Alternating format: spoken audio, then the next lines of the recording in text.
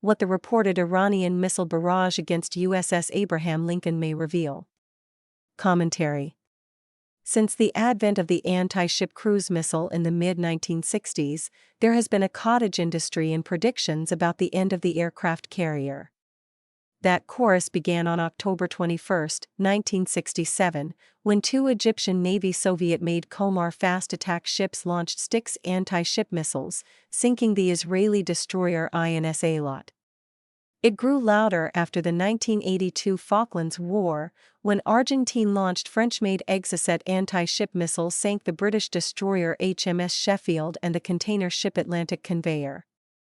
It gained a further strategic dimension at China's first major international airshow at Zhuhai in November 1996, when a Chinese missile guidance engineer revealed to this analyst that China was working on some form of precision guidance for its medium-range, hypersonic speed DF-21 solid-fuel ballistic missile. By the early 2000s, the U.S. intelligence community had concluded that China was developing the 1,000-mile range DF-21D anti-ship ballistic missile, which this analyst deduced, and a U.S. source later confirmed, was aided in part by China's acquisition, as scrap, of components related to the radar guidance system used in the U.S. Pershing II precision missile. However, according to limited information provided by President Donald Trump and Secretary of War Pete Hegseth, the U.S. Navy may have demonstrated that even a major Iranian missile threat against a nuclear-powered aircraft carrier, in this case, USS Abraham Lincoln, can be defeated. In his March 25 remarks, Trump referred to an element or target of importance that he declined to identify, stating, 100 missiles going 2,000 miles an hour were coming at this element of importance, tremendous power and importance. And of the 100 missiles coming at us, 100 missiles were immediately shot down, shot out of the air, fall into the sea. Not one missile got through. Then, during an April 8 Pentagon press conference, Hegseth appeared to provide additional detail. Iran shot hundreds and hundreds of missiles and one-way attack drones at our aircraft carrier. They were obsessed with it, and they never got even close. Every single one of those shots, easily shot down miles and miles away from the Abe Lincoln. They were blowing ammo into fantasy land. These official statements suggest that USS Abraham Lincoln and its escorts won a historic naval battle against a yet-to-be fully revealed large Iranian missile and drone attack. But key questions remain unresolved. Were the reported 2,000 mile-per-hour missiles ballistic or cruise missiles? Were the attacks launched in a single wave or in multiple waves? What proportion of the threat consisted of one-way attack drones? And what defensive systems accounted for the interceptions? Those questions matter because, if the missiles were cruise missiles, that could indicate that Iran had obtained a new class of high-speed anti-ship weapon. From open sources, Iran has not been known to possess an indigenous anti-ship cruise missile capable of high supersonic speed. For example, the China Aerospace Science and Industry Corporation C-802 anti-ship missile, co-produced by Iran, flies at about 680 miles per hour, or roughly Mach 0.9, just below the speed of sound. But on February 24, Reuters, citing 6 people with knowledge of the negotiations, reported that Iran was close to a deal with China to purchase the K-6 CM-302, a 170-mile range export version of the YJ-12 anti-ship missile, a roughly 300-mile range weapon in service with the Coastal Defense Force of the People's Liberation Army Navy. The CM-302/YJ-12 family uses ramjet propulsion derived from Russian technology to achieve speeds greater than 2,000 miles per hour, which would track with the missile speed cited by Trump.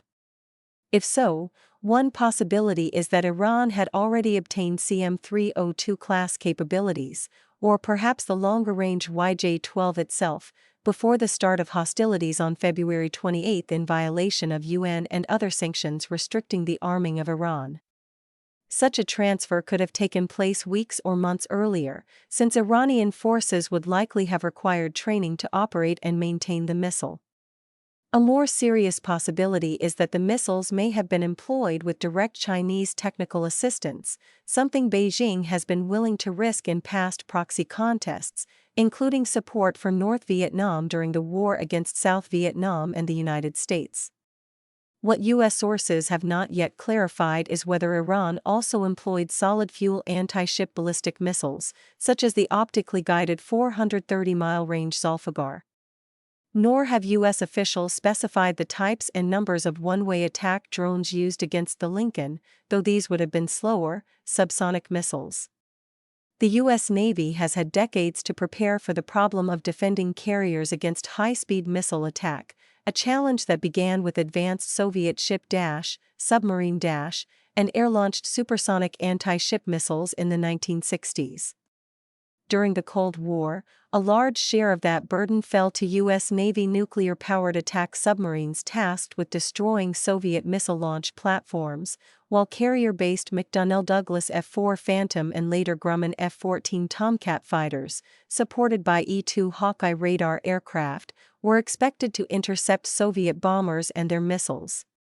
Today, carrier-based Boeing F divided by a -18E divided by F Super Hornet and Lockheed Martin F-35C Lightning II fighters, operating alongside the far more capable E-2D radar aircraft, remain an important first layer of defense. But U.S. Navy destroyers, armed with an array of long-range Raytheon SM-3/SM-6 long-range surface-to-air missiles, shorter-range Sea Sparrow variants, and close-in weapon systems, likely provide much of a carrier strike group's direct defense against ballistic and cruise missile attack.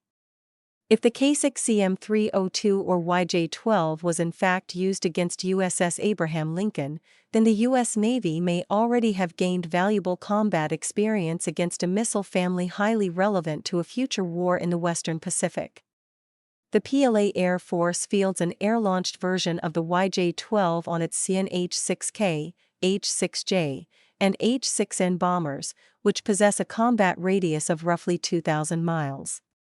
In a Taiwan contingency, the YJ-12 would be only one part of a much larger Chinese anti-access strike complex that could also include the DF-21D ASBM, the roughly 2,500-mile range DF-26B ASBM, and the roughly 1,800-mile range DF-17 armed with a maneuvering hypersonic glide vehicle.